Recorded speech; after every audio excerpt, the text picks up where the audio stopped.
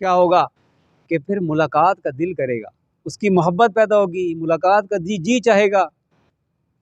اللہ تعالیٰ نے اپنے ذکر کے اندر یہ صفت رکھی ہے کہ جب ہم اس کے نام کا ذکر کریں گے تو اللہ تعالیٰ شانہ اپنی ایک تجلی ڈالے گا اور ہمارے دل کے اندر اس کی محبت پیدا ہوتی چلی جائے گی۔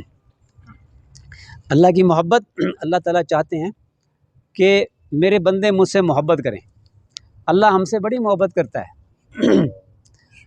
اللہ چاہتے ہیں کہ ہم بھی اللہ سے محبت کریں۔ دیکھیں ایک آیت میں اللہ تعالیٰ فرماتے ہیں کہ اگر تم اس دین سے روح گردانی کرو گے، مرتد اگر تم ہو گئے، تو اللہ فرماتے ہیں کہ میں تمہیں نکال باہر کروں گا۔ وَإِن يَشَأْ يُذْهِبْكُمْ وَيَأْتِ بِخَلْقٍ جَدِيدٍ، میں تمہیں نکال باہر کروں گا اور تمہاری جگہ میں اور جدید قوم کو لے آؤں گا۔ اور پھر اللہ تعالیٰ ایک جگہ فرماتے ہیں کہ اگر تم مرتد ہو گئے تو میں تمہاری جگہ ایسی قوم کو لے کر آؤں گا جس سے اللہ محبت کرتا ہوگا اور وہ اللہ سے محبت کرتے ہوں گے۔ اس کا مطلب یہ ہے کہ اللہ تعالیٰ چاہتے ہیں کہ میرے بندے مجھ سے محبت کریں، اور محبت والے مرتد نہیں ہوتے۔ یہ دلیل ہے قرآن پاک سے، یہ دلیل ہے۔ اللہ فرما رہے ہیں اگر تم مرتد ہو گئے تو میں ایسے لوگوں کو لاؤں گا کہ جس سے میں محبت کرتا ہوں گا وہ مجھ سے محبت کرتے ہوں گے۔ تو معلوم ہوا کہ محبت کرنے والے مرتد نہیں ہوتے۔ اس لیے مشائخ صوفیہ وہ دلوں میں اللہ کی محبت پیدا کرنے کی محنت فرماتے ہیں، ایسے نسخے بتاتے ہیں کہ سالک کے دل میں اللہ کی محبت پیدا ہو جائے، بس پھر ساری زندگی اس کی اس محبت کی بنیاد پر ہو، اس کے اعمال نیک اعمال اللہ کی محبت میں ہوں، اور اس کا گناہوں سے بچنا اللہ کی محبت کی وجہ سے ہو، کہ مجھے اللہ سے حیا آتی ہے۔ میں ایک صحابی کا اکثر قصہ سنایا کرتا ہوں، وہ روم کی جنگ میں قید ہو گئے۔ بادشاہ نے ایک حسین و جمیل باندی کے ذمہ لگایا کہ اس کو اپنی طرف مائل کرو۔ وہ روزانہ آتی کھانا لے کر، خنزیر کا گوشت، شراب، یہ چیزیں لے کر آتی، بڑے حسن و جمال کے ساتھ بن سور کر آتی، اور آ کر متوجہ کرنے کی کوشش کرتی۔ وہ نہ تو اس کھانے کی طرف دیکھتے، ایک لمحے کے لیے دیکھتے کیا چیز ہے، بس پھر اس کی طرف نظر نہ کرتے، اور عورت کی طرف دیکھنا تو سوال ہی نہیں پیدا ہوتا۔ کئی دن ہو گئے انہوں نے نہ کچھ کھایا نہ پیا اور نہ اس کی طرف دیکھا۔ ایک دن اس نے مجبور ہو کر پوچھ ہی لیا کہ آپ کس چیز کے بنے ہوئے ہیں؟ آپ نہ کچھ کھاتے ہیں نہ پیتے ہیں نہ میری طرف دیکھتے ہیں۔ تو کیا فرمایا؟ بڑا عجیب بات فرمائی، یہ تو میں اس لیے نہیں کھاتا کہ یہ حرام ہے، یہ خنزیر حرام، شراب حرام، تو میری طرف کیوں نہیں دیکھتے آپ؟ تو فرمایا کہ مجھے اپنے رب سے حیا آتی ہے، مجھے اپنے رب سے حیا آتی ہے۔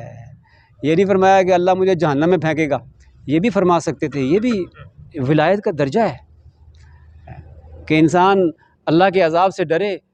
اللہ بھی چاہتے ہیں کہ میرا بندہ میرے عذاب سے ڈرے، گناہ نہ کرے، لیکن اس سے بھی ایک اونچا درجہ ہے، اور وہ ہے وہ محبت کا درجہ ہے کہ انسان اللہ کی محبت کی وجہ سے گناہوں کو چھوڑ دے۔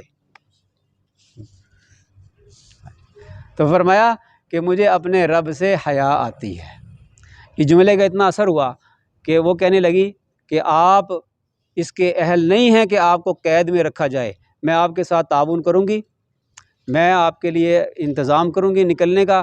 وہ ایک تھیلے میں کھجوریں لے کر آئی اور ایک مشکیزے میں پانی لے کر آئی، اور آ کر کہا کہ یہ آپ کندھے پہ رکھیے اور میرے پیچھے پیچھے رات کے وقت آ جائیے، اور شہر سے اپنے اس علاقے سے باہر نکل کر اشارہ کیا کہ اس ستارے کے راستے میں رخ پر آپ یوں چلتے جائیے، فجر صبح ہونے سے پہلے آپ اس علاقے سے باہر نکل جائیں گے، باہر نکال دیا۔ یہ محبت جو انسان کو نیک اعمال پر آمادہ کرتی ہے اور گناہوں سے روکتی ہے، یہ محبت ہمارے دل میں کیسے پیدا ہو جائے، اس کے نسخے بیان کرتے ہیں ہمارے مشائخ۔ اور ہمارے مشائخ نقش بند کے ہاں تو سب سے پہلی چیز ہی یہی ہے کہ دل کی طرف متوجہ ہو کر دل سے غیر کی محبت نکال باہر کرتے ہیں اور اللہ کی محبت کو دل کے اندر داخل کر دیتے ہیں۔ یہ ہمارے مشائخ نقش بند کا پہلا سبق ہے، پہلا سبق۔ وہ کہتے ہیں دل کی طرف اب متوجہ ہو جاؤ بس، اور یہ گمان کرو کہ میرے دل میں اللہ کی رحمت آ رہی ہے اور میرے دل کے اندر داخل ہو رہی ہے، میرے دل کو منور کر رہی ہے اور میرے دل کی ظلمت کو دور کر رہی ہے، اور میرا دل کہہ رہا ہے اللہ اللہ اللہ۔ یہ بتاتے ہیں سب سے پہلے ہمارے مشائخ نقش بند۔ اور پھر حدیث شریف میں ہے نا، حدیث قدسی میں ہے، انا عند ظن عبدی بھی، میں بندے کے گمان کے مطابق کرتا ہوں۔ جب بندہ یہ گمان کرتا ہے نا کہ اللہ کی رحمت میرے دل میں داخل ہو رہی ہے، تو اللہ تعالیٰ ضرور اس کے دل میں اپنی رحمت کو داخل فرماتا ہے۔ ہاں جی،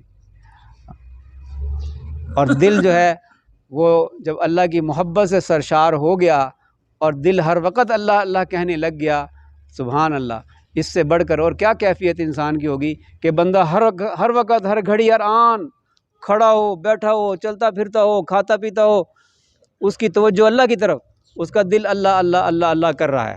سبحان اللہ، کیا بات ہے۔ حضرت شیخ الحدیث رحمۃ اللہ علیہ نے لکھا ہے فضائل ذکر میں کہ وہ ذکر جس کو فرشتے بھی نہیں سنتے، اس ذکر پر جس کو فرشتے سنتے ہیں 70 درجے 2 چند ہے۔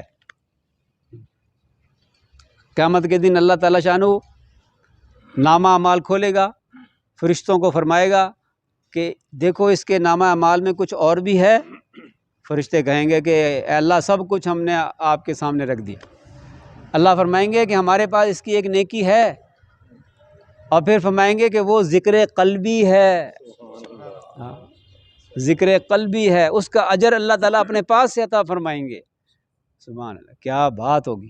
یہ حضرت شیخ الحدیث رحمۃ اللہ علیہ نے فضائل ذکر میں لکھا ہے۔ پھر وہاں ایک شعر بھی لکھا ہے، میان عاشق و معشوق رمزیست کرامن کاتبی راہم خبر نیست، کہ عاشق و معشوق میں ایک ایسی رمز ہوتی ہے کہ جس کا فرشتوں کو بھی پتہ نہیں ہوتا کہ کیا ہو رہا ہے۔ یہ سبق یہ ہمارے سلسلہ نقش بندیہ کا پہلا سبق ہے۔ پہلا سبق یہ ہے، اور اس کے ثمرات کیا ہوں گے؟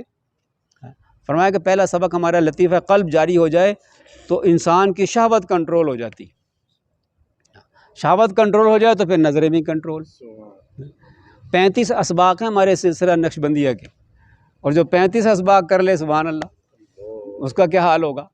اللہ تعالیٰ کے ساتھ تعلق، اس کے قرب کا کیا عالم ہوگا اس کا، جس کا پہلے سبق میں یہ کیفیت ہو کہ اس کا دل مچل رہا ہے اور اللہ کی یاد میں، اور دل جاری ہو گیا ہے، اللہ اللہ کرتا ہے، تو 35 سبق کرنے والے کا کیا عالم ہوگا،